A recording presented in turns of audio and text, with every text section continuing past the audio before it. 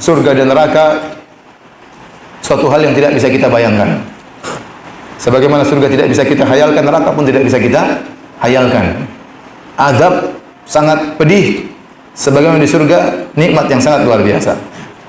Dalam hadis kata Nabi SAW, Allah berkata, "A'dadtu li ibadiyas salihin ma la 'ainun ra'at wa la udhunun sami'at wa la khatara 'ala qalbi bashar." Aku menyiapkan bagi hamba-hambaku kenikmatan-kenikmatan di surga yang tidak pernah dilihat oleh mata mereka, tidak pernah didengar oleh telinga mereka, dan tidak pernah terbetik dalam hati mereka. Iqra'u in syi'tum, kata Nabi SAW, bacalah kalau kalian berkehendak. Firman Allah Subhanahu wa taala, "Fala ta'lamu nafsun ma ukhfiya lahum min qurrati a'yun jazaa'an bima kanu ya'malun." Sungguhnya jiwa tidak mengetahui kebahagiaan yang Allah siapkan di surga baginya karena kenikmatan, karena amal soleh sebagai balasan amal soleh yang mereka lakukan di dunia.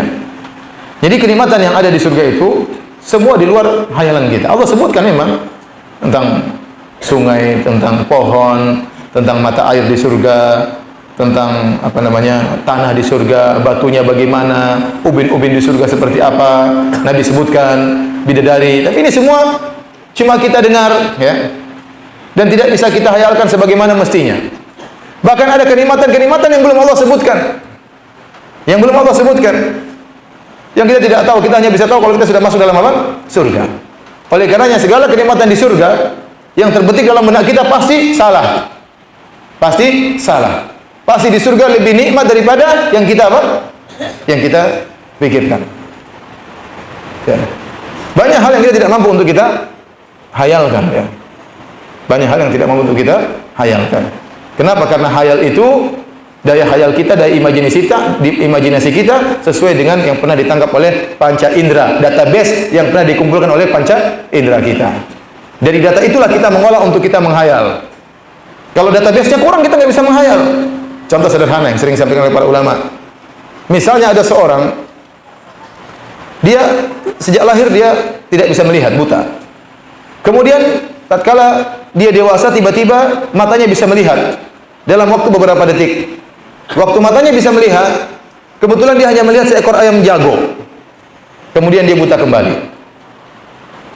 Jadi seumur hidup dia cuma bisa lihat apa?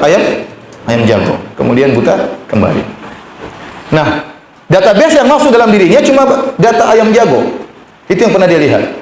Makanya kalau ada orang bilang sama dia di kemudian hari, "Ya akhi, ente tahu nggak gajah? Gajah itu seperti apa dibandingkan ayam jago?" Kenapa? Yang dia bisa hayalkan cuma apa? Ayam jago.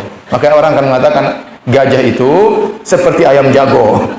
Cuma besar sekali. Ya, bayangan dia besar ayam jagonya. Dia nggak tahu gajah seperti apa. Ya. Hidungnya panjang. Ya, akhirnya dia cuma punya data tentang apa? Ayam jago. Dia nggak bisa menghayal yang lain. Kemudian dia bilang, "Ya akhi, ente tahu akhwat nggak? Akhwat itu bagaimana? Akhwat itu kayak ayam jago, cuma dia tidak bisa menghayal akhwat. Yang bisa dihayalkan cuma apa? Ayam jago. Karena database yang masuk dalam diri cuma apa? Ayam jago. Makanya kalau saya suruh antum menghayalkan surga, pasti hayalannya salah.